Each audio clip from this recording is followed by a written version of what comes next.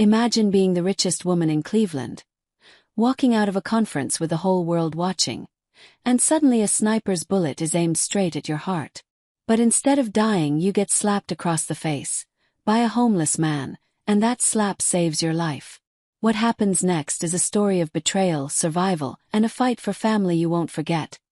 But just when Madison thought the worst was over, she discovered the real danger wasn't outside her home. It was standing right inside her house, wearing the uniform of someone she trusted most. And what happened next would change everything. Welcome to Voice of Granny. While you are here, please hit the subscribe button and comment where you watching from. The sound cracked through the air like thunder. It wasn't a car backfiring or fireworks echoing off buildings. It was sharper, harder, and it sliced straight through the busy parking lot outside the Cleveland Convention Center. Madison Carter's head snapped to the side in shock. A rough hand had just slapped her across the face. For a split second, the sting was all she felt, hot and humiliating. She was the most talked about single mother in the country, a billionaire CEO who built her empire from nothing, and now someone had hit her in public, right in front of cameras, security guards, and a sea of expensive cars. The world seemed to freeze in that one terrible moment. Then, in the next breath, another sound ripped through the air. Crack!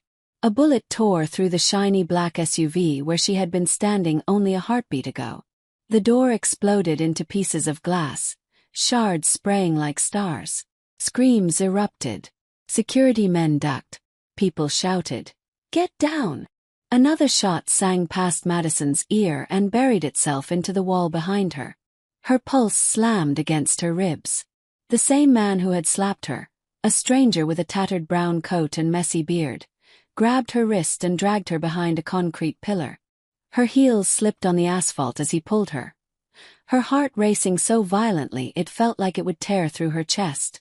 "Stay low," the man whispered. His breath smelled faintly of dust and rain.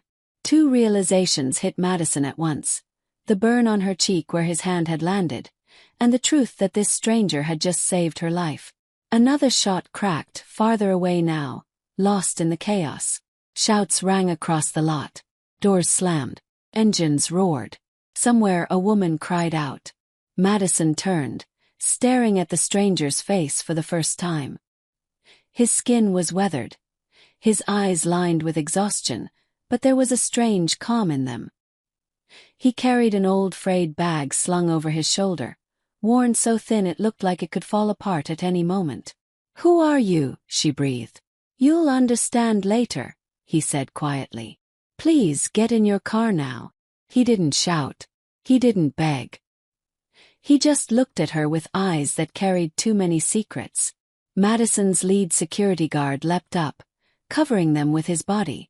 Another agent was already speaking frantically into an earpiece, eyes scanning rooftops. The stranger slid into the passenger seat of Madison's SUV before anyone could argue. She had no driver. He had vanished in the chaos, so she herself slid into the driver's seat, fingers trembling as she pushed the start button. The engine rumbled awake. Her guard banged the hood twice. "Go!" Madison hit the gas. The SUV glided out of the parking spot and into the side lane. A fourth shot cracked behind them. Then the shriek of sirens rose high and desperate. "Left," the stranger said softly. "Don't take the main gate." Madison turned left, heart pounding so loud she could barely hear herself breathe.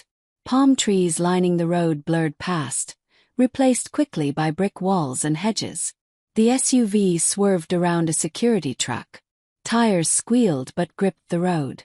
And then they were out, flowing into Cleveland traffic. Horns blared. Buses roared. Street vendors darted between cars, holding bottled water aloft. Madison glanced at the giant billboard glowing above the city streets. Her own face smiled down, announcing her as the keynote speaker for the conference. That smiling woman on the billboard looked fearless. The woman driving this SUV did not feel fearless at all. Finally, Madison found her voice. "Start talking," she said, her words shaking despite her effort to sound strong. "Who are you? What just happened back there?" The man lifted his eyes to the rearview mirror, scanning what followed behind them. Then he turned to her. My name is Daniel, he said. And I'm sorry for the slap. Madison let out a weak, broken laugh. You slapped me, a stranger, in front of everyone. I did, Daniel said simply. Because the bullet was already coming. The words struck her harder than his hand. She touched her cheek again, realizing that sting had been her salvation. How did you know? She whispered. Daniel looked out the window, watching the blur of buses and yellow taxis. His jaw tightened like he was holding back something painful. I heard them last night, he said. 2 men under the bridge near the old hotel. They talked about a clean opening shot, about the parking lot, about timing. One of them said the target would be standing by the back door of a black SUV before walking to the entrance. That's exactly what you did. Madison's skin prickled. You expect me to believe you just happened to overhear a plan to kill me? She asked. I didn't just overhear, Daniel replied. I listened. They said, if she steps out and looks right, take the first shot. If she hesitates, take the second. I didn't sleep. I stayed close enough to see the convention center. When I saw you step out, I shouted, go back. But you didn't hear me. The gun lifted on the roof across the street. I had no time to think. So I slapped you.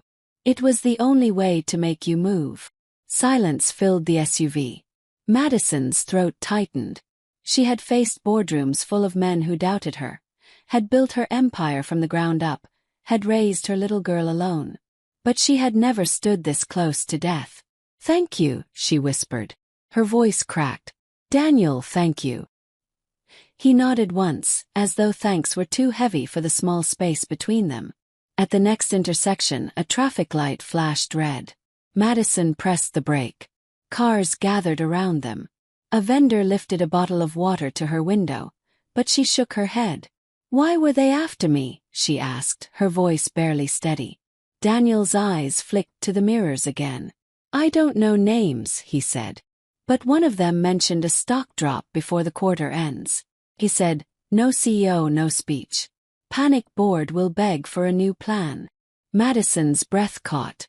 That was exactly what she had come here to speak about, steadying her company's investors, showing them she was strong enough to lead. She forced a shaky smile. One of them said I walk like I own the ground, didn't they? Daniel's eyes met hers briefly. It is you. You do walk like that. The light turned green. Madison pushed forward. Call the police, Daniel said firmly. Tell them where the shots came from. I will, she replied. But instead of turning toward the nearest police station, she kept driving straight. She needed a moment, one moment to breathe and think. And to know more about this stranger who had slapped her out of death's reach. Daniel, she said softly, tell me about you. He didn't answer right away. His eyes moved left, right, back to the mirror, like a man who survived by watching every angle. When he finally spoke, his voice was quiet but steady. I wasn't always like this, he said, tugging at the dirty sleeve of his coat. I used to be a bank manager here in Cleveland. Numbers were my friends. Did well. Maybe too well. Some people didn't like it. They said I made them look slow. Madison listened, hands steadying on the wheel. One day, an account moved money it shouldn't have, Daniel continued. Someone used my login. By the time I realized, the money was gone. They said I planned it. My own friend signed the papers against me. I was fired. Then arrested. I kept begging them, check the cameras. Check the times. No one cared. I spent months in prison. By the time the case collapsed and they let me go, I had nothing left. No job. No home. My wife took our daughter and remarried. I was invisible. His fingers brushed the frayed strap of his bag. A sad smile tugged at his mouth. But today I couldn't stay invisible. Not when your life was on the line. Madison's throat ached. She thought of her daughter back home, waiting with the nanny and her favorite doll. She thought of the speech she was supposed to give about courage. Maybe this was the real speech. Daniel, she said, voice trembling, you're not invisible. Not to me. He nodded, but his eyes stayed sharp, flicking to the mirror again. They might be following us, he murmured. Who? The same men. Or worse. Madison checked her own mirror. Her stomach dropped. 2 motorcycles had slipped into the lane behind them. Both riders wore black helmets. They didn't weave like normal bikers. They stayed steady, unblinking. Do you see them? She whispered. I do, Daniel said calmly. Don't panic. Keep driving. Don't look scared. We'll turn off before they close in. Madison tried to breathe, but each inhale felt too shallow. She thought of the sting of his slap, the glass exploding, the bullet that would have ended everything. She thought of her daughter's smile. Her phone buzzed. It was her head of security. Are you safe? Do not return. Stay in motion. Police on the way. She typed quickly with one hand. I'm safe. Possible tail.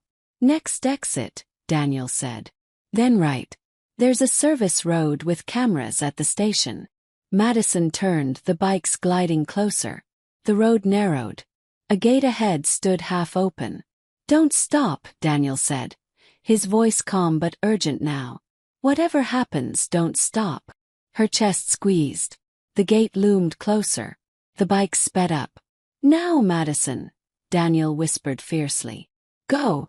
The SUV roared as Madison pressed down on the gas, heart hammering against her ribs. The half-open gate at the end of the service road looked too narrow, too dangerous, but Daniel's steady voice rang in her ears. Don't stop. Whatever happens, don't stop. The motorcycles behind her revved louder, closing in. She could see them now in the mirror. 2 dark helmets glinting in the afternoon light, each rider carrying something slung across their backs. Her palms were slick on the steering wheel. For a split second she thought she might lose her grip. She forced her fingers to tighten, knuckles whitening, breath coming in short, uneven bursts. The gate rushed toward them. Madison braced herself, shut her eyes, and held the wheel steady. The SUV burst through with a shattering crunch. Metal scraped against metal, sparks flying across the road. The mirror on the passenger side snapped clean off, spinning into the dirt behind them. Her whole body jolted, but the SUV kept moving. Behind them, the 2 motorcycles swerved to slip through the gate. One of them clipped the edge of the post, tilting sideways, wobbling dangerously before regaining balance. The second rider surged forward, angry and unshaken. Keep steady, Daniel said softly, like his voice alone could anchor her. Madison swallowed, her throat dry as dust. Where are we going? There's a gas station half a mile ahead, Daniel replied, eyes glued to the side mirror. It has cameras. Maybe they'll back off once they know their faces will be caught. But the motorcycles didn't back off. They accelerated. One rider pulled something long and dark from his side. Madison's heart froze. It wasn't a gun. It was worse in this moment. A steel crowbar gleamed in his hand. Oh God, she whispered. Daniel leaned forward. Stay straight. Don't swerve unless I say. The rider with the crowbar pulled up beside them, his black visor reflecting Madison's terrified face. He raised the bar, aiming straight for the driver's window. Madison's breath stuck in her chest. She ducked instinctively. The crowbar came crashing down, splintering the glass into a spiderweb of cracks. Madison! Daniel shouted. Eyes on the road. She forced her head back up, glass glittering across her lap. Her hands were trembling but still clamped on the wheel. The other rider surged to the opposite side, pressing close against the SUV. Daniel didn't hesitate. He rolled down his window, bracing his legs against the seat. As the biker drew near, Daniel swung his battered old bag with a sudden, desperate force. The bag slammed into the rider's helmet, knocking him sideways. The motorcycle wobbled violently, then skidded across the road, sparks flying as metal tore against asphalt. The rider rolled away, disappearing into the grass. But Daniel's bag slipped from his hand in the process. It tumbled to the ground, burst open, and its contents scattered. Old photos, a few crumpled clothes, a paperback book with torn edges. The bag lay in the road like a broken piece of his life. No, Daniel gasped. Madison's heart ached at the sound. She had seen desperation in boardrooms, in families pleading for jobs, but never had she heard such raw grief in a single word. Yet Daniel didn't try to go back. He knew they couldn't stop. The second motorcycle was still chasing. "Hold the wheel steady," Daniel said, voice sharp but calm. "What are you doing?" Madison cried. "I said hold it steady."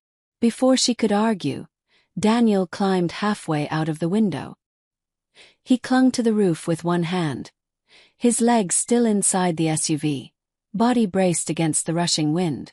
The rider lunged closer, crowbar lifted again. With a burst of strength, Daniel kicked hard at the front wheel of the motorcycle. The bike jerked sideways, tires screeching. The rider lost balance, swerved, and then the machine toppled. It spun violently across the asphalt before crashing into a ditch. Silence followed, except for Madison's ragged breathing and the rumble of the SUV. She slowed down, tears blurring her vision. "Daniel, get back inside." He slid back through the window, chest heaving, hair whipped wild by the wind. His knuckles were bleeding, his face pale, but his eyes were steady. "They'll send more," he said softly. Madison gripped the wheel tighter. "Who are they?" Daniel leaned back, closing his eyes for a moment, as if the answer itself was heavy. "They're the ones who don't want you alive, Madison. The ones who are afraid of what you're about to do." Her mind raced. She thought of the conference, of the deal she was about to sign, the expansion of Carter Energy into renewable power, a move that would cut into oil profits across the state and threaten men who had held control for decades. Made sense now. Too much sense. She felt cold, even though the sun was still bright above Cleveland. Her phone buzzed again. It was her head of security. She answered with trembling hands. "Madam, where are you? We've lost track." Madison tried to steady her voice. We're moving. I'm safe for now. Return to the mansion immediately. Do not stay in the open." She almost agreed. But then she looked at Daniel. At the broken skin on his hands. At the emptiness in his lap where his only bag had been. At the calmness he had carried through fire. "No," she said firmly. "Not yet. It's not safe there either." There was silence on the other end. "Who's with you?" the guard demanded. Madison hesitated, then said quietly, "A man who saved my life." She hung up before they could argue. For a long moment, the SUV rolled forward in silence. Madison's cheek still stung from that first slap. Her window was shattered, the wind roaring through the cabin, carrying dust and glass fragments with it. Daniel leaned forward, resting his elbows on his knees. "I'm sorry about your car," he said softly. Madison gave a broken laugh. "It's just glass. You gave up everything you had back there." Daniel's eyes darkened. He turned toward the window, avoiding her gaze. "That bag was my whole life. My daughter's photo was in there. The last one before she left. But it doesn't matter now. What matters is keeping you breathing." Her throat tightened. She wanted to reach out, to put a hand on his arm, but her own fingers wouldn't stop shaking. Instead, she whispered, "You're not alone anymore, Daniel. Not while I'm here." For the first time, his lips curved into the faintest smile. Not of joy, but of something deeper, relief, maybe even hope. They drove in silence until the gas station came into view, bright lights buzzing even in the afternoon sun. Cameras pointed down from every corner. Police car sat at the far pump. Madison slowed, pulling in. Relief washed through her chest like cool water. Daniel's hand touched her wrist lightly. "Careful. We don't know who's really on your side yet." The words sank in deep. She looked around at the police officer sipping coffee by the car, at the store clerk arranging shelves behind the glass, at the families filling tanks. For the first time in her life, Madison Carter realized she couldn't trust the world she had always believed was hers. The real battle wasn't in the boardroom anymore. It was here, on the streets of Cleveland, where life and death had become a game, and she wasn't the only one at risk. Her daughter's face flashed in her mind. And Madison knew, with a sharp ache in her chest, that if they could come after her, then her little girl was in danger too. She turned to Daniel, her voice trembling but steady with resolve. "We have to get to my daughter. Now." The drive to Madison's mansion felt like forever, every second stretched thin with fear. The SUV's window was shattered, the side mirror gone, glass littered across the seats. Madison kept her eyes on the road, but her heart was somewhere else, racing ahead to her little girl, Emily. Emily was only 7. Sweet, curious, and too innocent to understand the weight of the world her mother carried. Madison had promised herself long ago that no matter how ruthless the business world became, she would always keep Emily safe. But now, after the gunshots, after the chase, after Daniel's warning, Madison wasn't sure she could keep that promise. Daniel sat silently in the passenger seat, scanning every car that came too close. His knuckles were still bleeding from striking the motorcycle. His eyes never stopped moving, sharp and watchful. Finally, they turned into the long drive that led to Madison's estate on the edge of Cleveland. Tall gates slid open, and security men rushed forward, their rifles slung across their shoulders. Madison slowed the SUV to a crawl, her chest tight. For the first time in years, the gates of her own home felt less like protection and more like a trap. The lead guard, Aiden, approached her window. His face was stern, jaw tight. He had worked for her for years, a man she trusted more than most. "Ma'am," he said, leaning down, eyes flicking over Daniel. "We've been searching everywhere. Who is this?" Madison's grip tightened on the wheel. Her voice was firm, though her hands still trembled. "This is Daniel. He saved my life today." Aiden's brow furrowed, but he nodded stiffly. "We'll keep him outside for questioning. You need to go inside and see Emily." Something in his tone struck her the wrong way. Not protective, possessive. Like he wasn't asking but commanding. Madison straightened her shoulders. "Daniel stays with me. No one touches him. Is that clear?" For a moment, silence hung between them. Aiden's jaw tightened again, but finally, he stepped back and motioned for the SUV to drive through. Inside, the mansion felt colder than usual. The chandeliers glowed above, but their light seemed dim. The guards moved briskly, too briskly, as if something urgent was hidden just beneath their calm faces.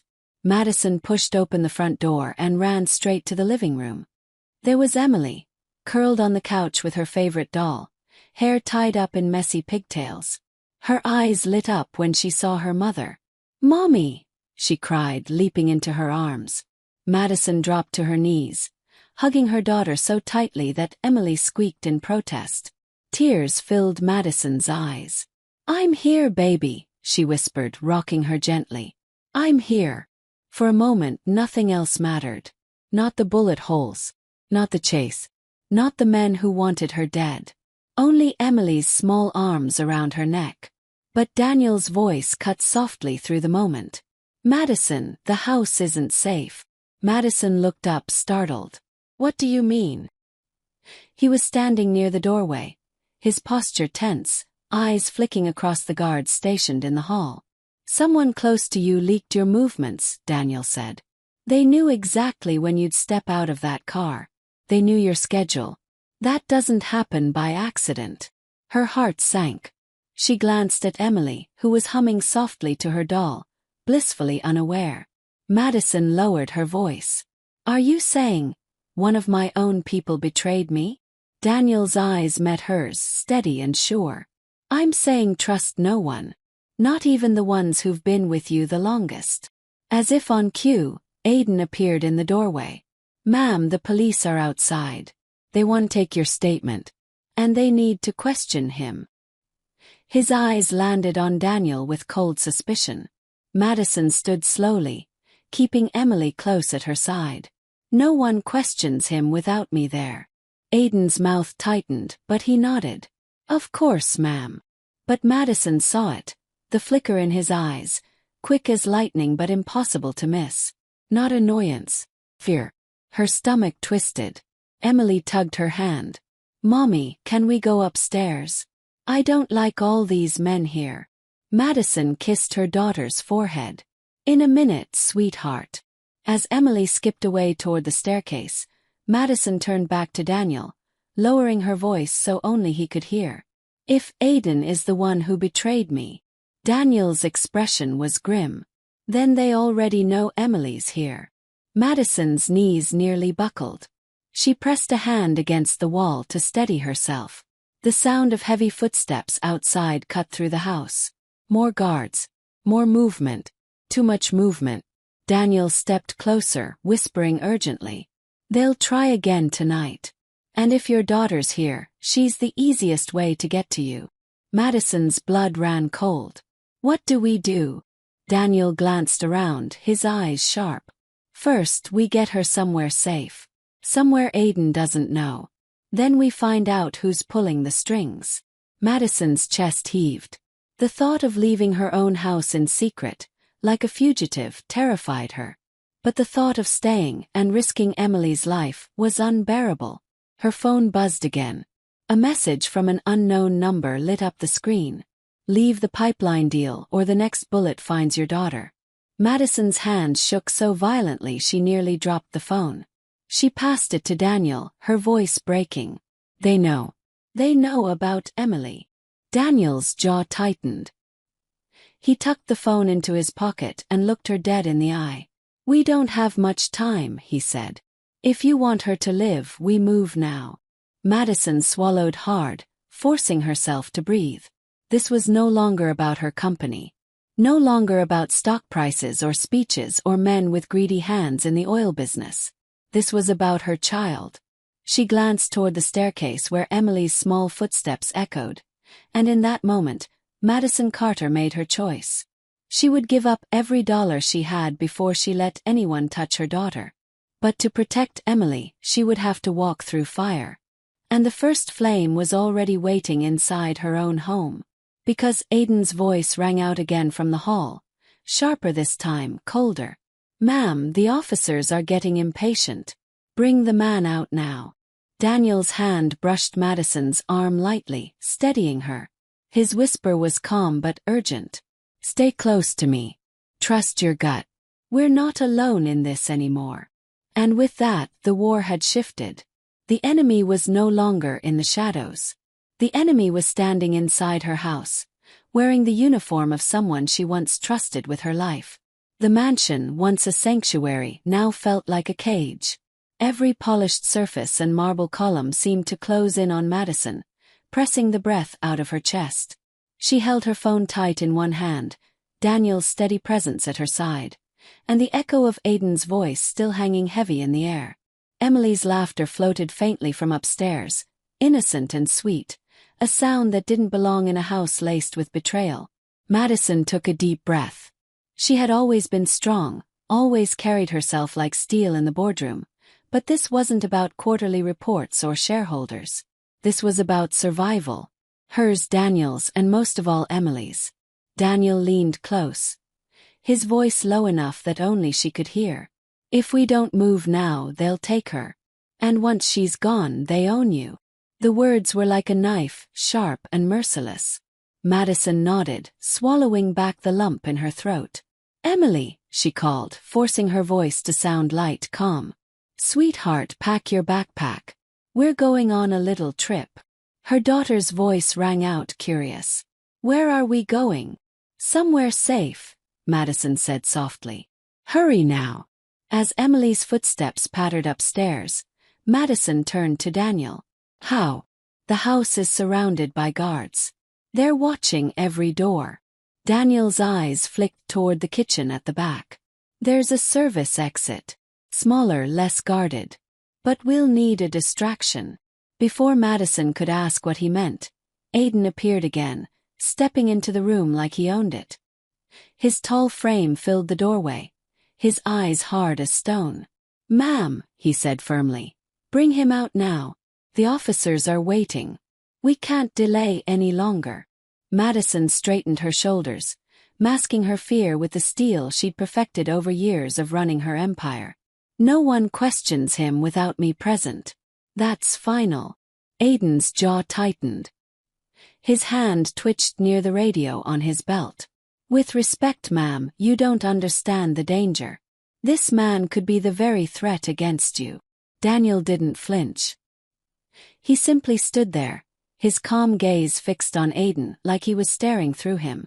You know I'm not, Daniel said softly. Aiden's lips curled into something almost like a smile. But it wasn't kind. It was the smile of a man who thought he was already winning. Madison's chest tightened.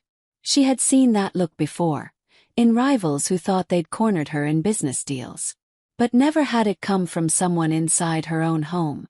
Go upstairs, Daniel whispered quickly, his words only for her. Get Emily. I'll hold him here. Madison's instinct screamed to stay, to fight, but her heart knew Daniel was right. Without another word, she turned and hurried up the stairs, forcing her feet to move faster than her fear.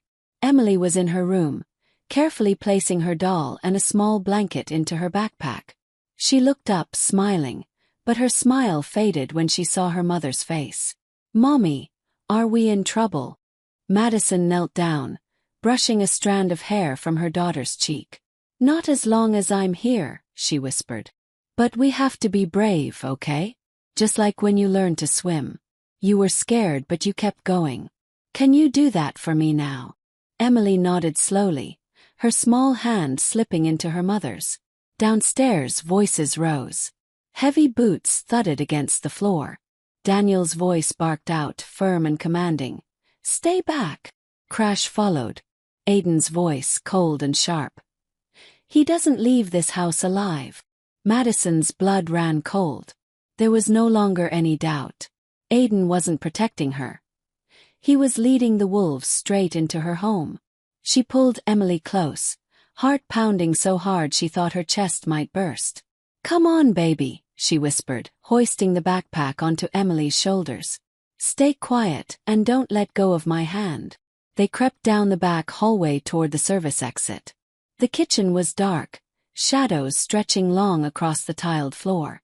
Madison could hear the scuffle from the front, the heavy thud of fists, the crash of furniture, Daniel's grunt as he fought to hold them off.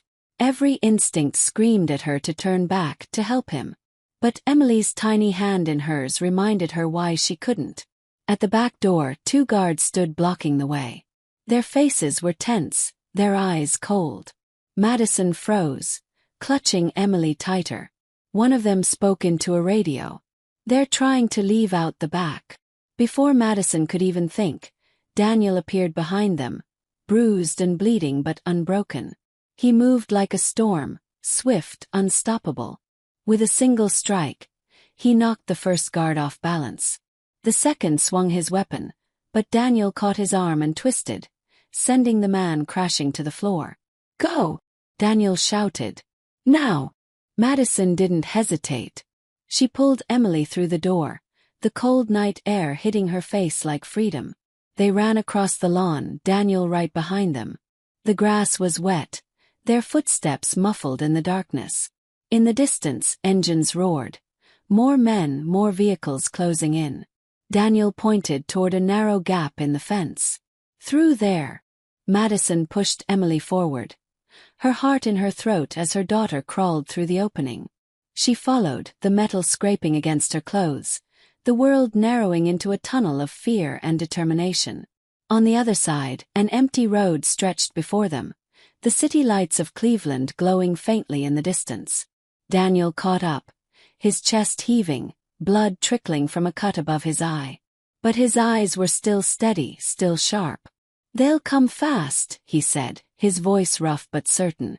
We have one chance to end this. Madison clutched Emily's hand, her heart aching with both fear and resolve. How? Daniel's gaze hardened. We set the trap. We draw them out. And when they come, we finish it, once and for all.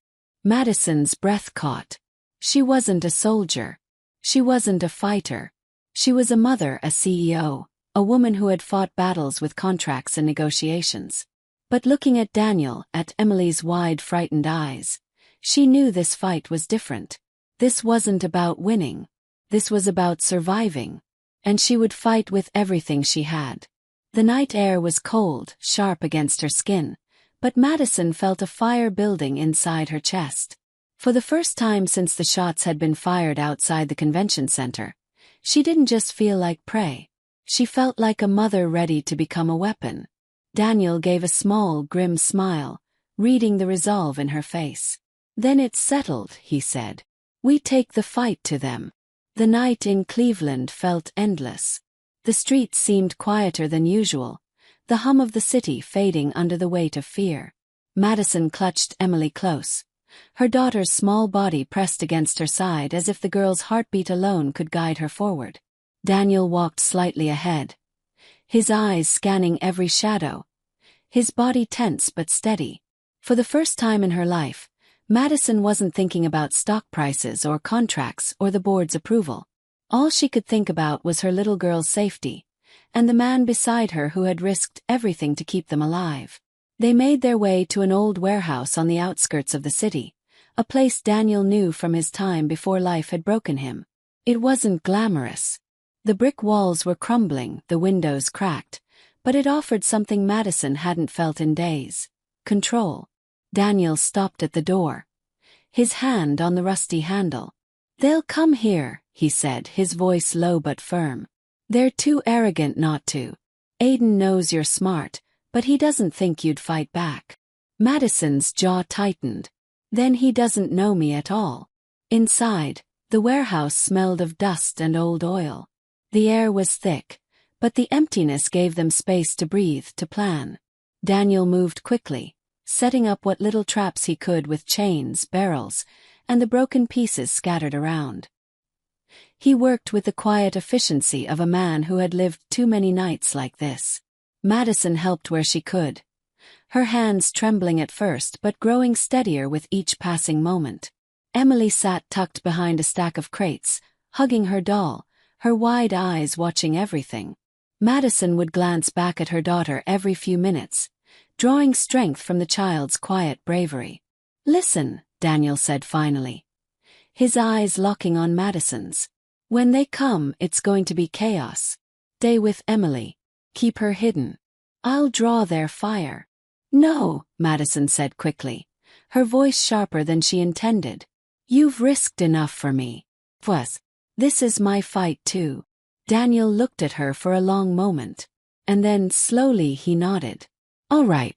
But promise me one thing: if you get the chance to run with Emily, you take it. No matter what happens to me."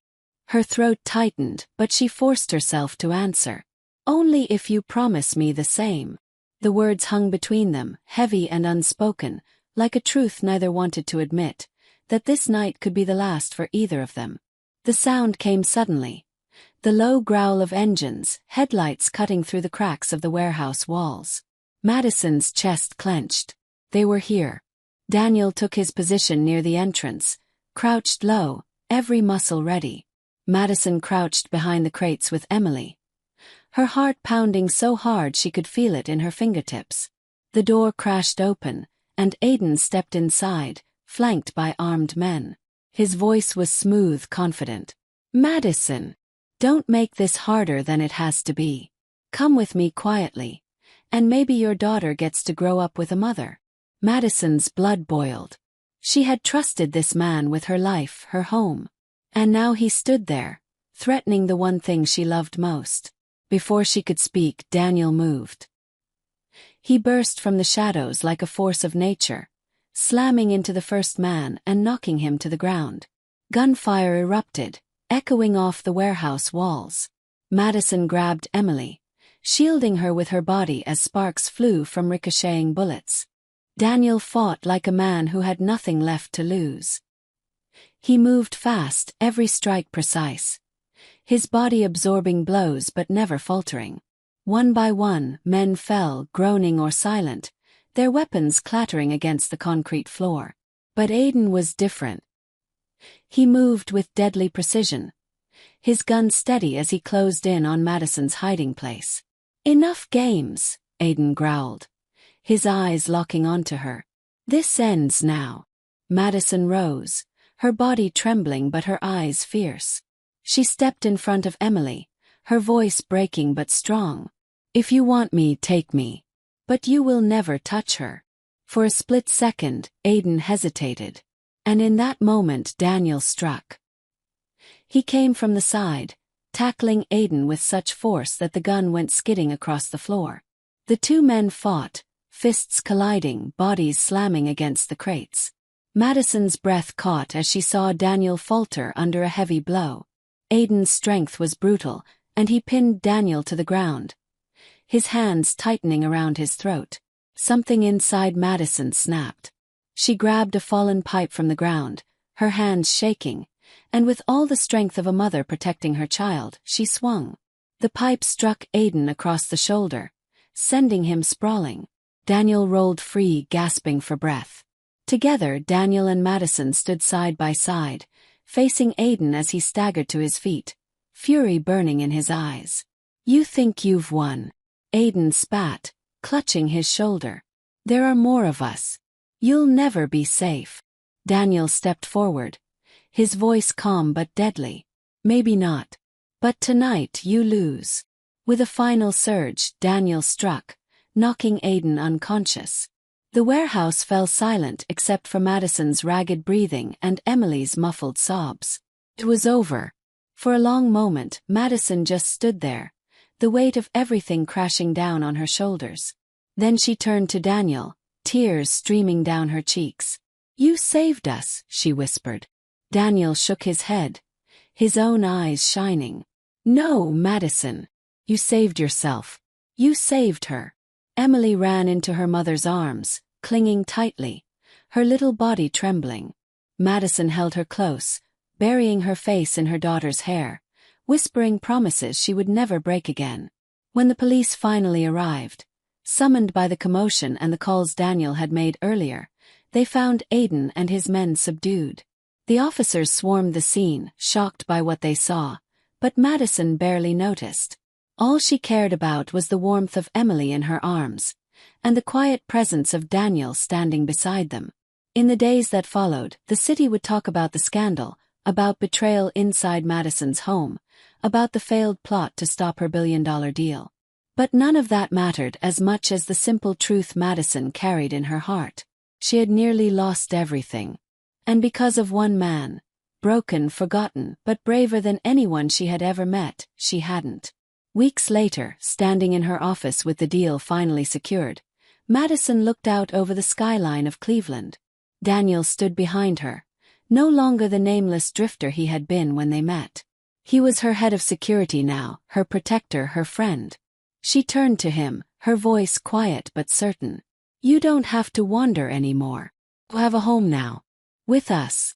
Daniel met her gaze, a faint smile tugging at his lips.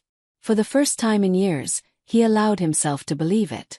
And as Emily ran into the room, laughing, her small hand slipping into his, Daniel realized that what began with a desperate slap in the chaos of a gunshot had ended with something he never thought he'd have again: family.